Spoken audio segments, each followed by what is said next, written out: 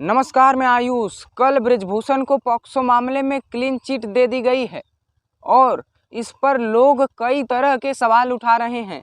कोई कह रहा है कि बृजभूषण को पहले ही गिरफ्तार कर लिया गया होता तो शायद ऐसा न हो पाता।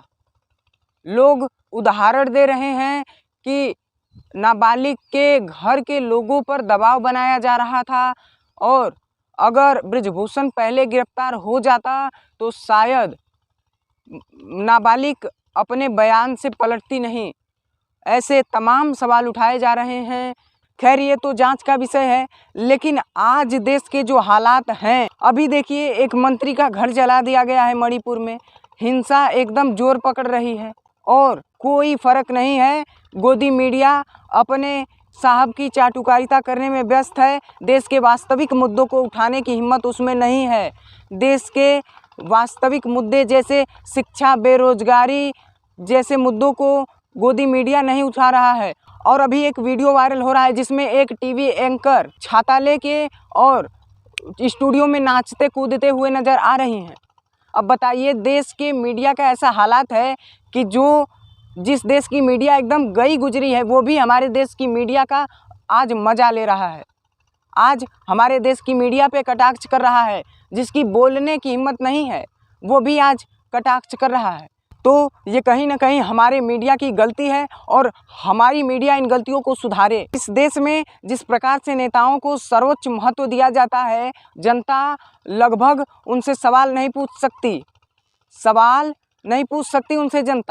जनता को सवाल पूछने में भी भय लगता है और अगर सवाल पूछ भी ले तो उसको जवाब नहीं मिलेगा और हो सके तो ईडी सीबीआई भी भेज दी जाएगी अगर कोई पत्रकार या जनता अगर सवाल कर दे तो।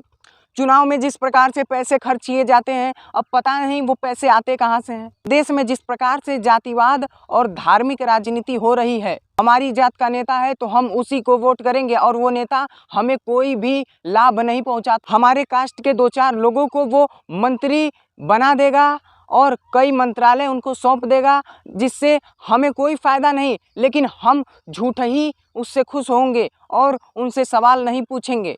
देश के लोगों के अंदर से जातिवाद और धर्मवाद को ख़त्म करना होगा। धर्म को माने हर कोई, लेकिन उसके आड़ में जो गलत काम हो रहे हैं, जो लोगों के साथ राजनीति हो रही है, वो भी गंदी राजनीति हो रही है, उससे लोग बचे रहें। देश में शिक्षा बढ़े, शिक्षा का बढ़ाव हो और बेरोजगारी दर कम हो, लोग रोजगार पाएँ और सुख चैन का जीवन यापन करें। आतंकवाद की घटनाएं न हो, हिंसा की घटनाएं न हो और देश सुखी रहे। और ये तब संभव होगा जब आप अपनी कलम को तेज करेंगे। इनकी बातों में नहीं आएंगे जो कहते हैं कि तलवार तेज करो। हाँ, जहाँ कलम से काम नहीं होगा वहाँ हम तलवार से काम ले लेंगे, लेकिन बिना मतलब के तलवार चलाने का कोई मतलब नहीं है। वैसे आप इन सब चीज़ों पे क्या सोचते हैं?